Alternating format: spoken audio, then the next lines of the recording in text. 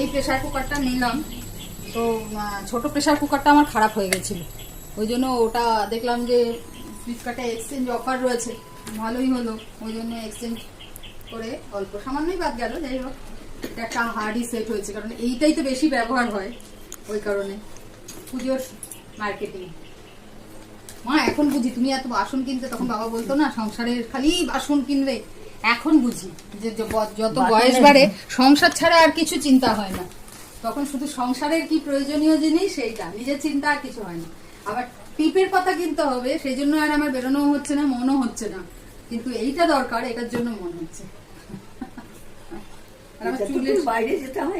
এই চুলটা বেঁধে আমি নিচে চলে গেছি, আর এইটা এরকম টুই টুই টুই টুই করে নড়ছে, আমি খেয়ালই করেছি।